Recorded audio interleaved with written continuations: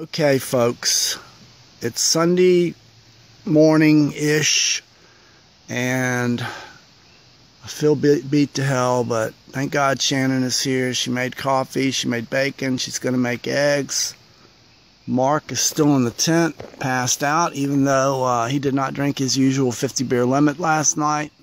He kept himself to a very respectful 25, but we really had a great time camping. But there was one or two incidents which were completely and entirely my fault. So I'm going to go ahead and explain briefly what happened. Alright, I'm going to flip this camera around. I know I look like hell warmed over, but don't worry, that's only because I feel like hell warmed over. Alright, Friday night, I got here. First person, even though it was late. We got our preferred camping site. It was raining. I tried to get the tent up by myself. I have a brand new, or fairly new, Gander Mountain 6-man tent, 10 by 10 feet. You can stand up inside it. It's ideal. It's super easy to get up, but it does require 2 people.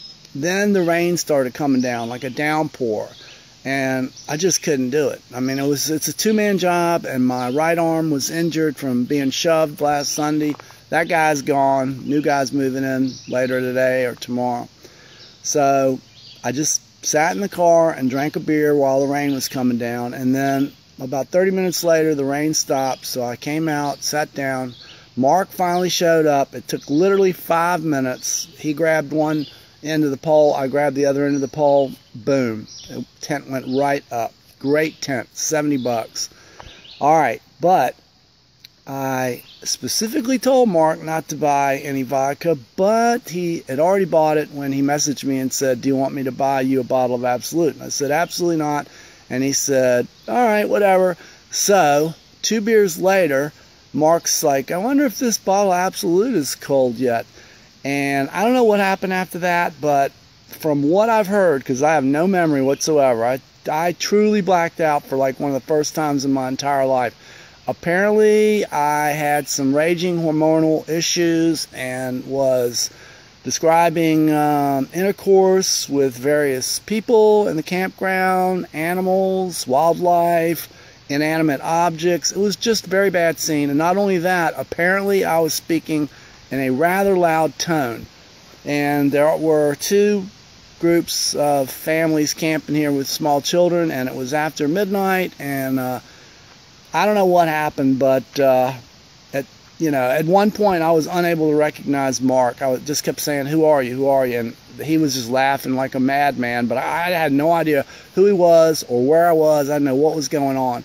I tried to walk to my car, which somehow or another I drove it past the posts into the campsite and parked 5 feet away from the camp. Apparently that's not allowed, and you're not even really supposed to be drinking up here, at all, or you got to keep it hidden. So I don't know. The next thing I know is I'm walking towards the tent, and when I get in the tent, I fall full on to my left shoulder, and my right shoulder is better now, and then my left shoulder is completely injured and can't do anything. And I wake up like 8 hours later, and I don't know what the hell has happened. They're all laughing at me, making fun of me, and telling me all this crazy stuff I said and did. They did not get a video, which would have been amazing, and I would love to see that.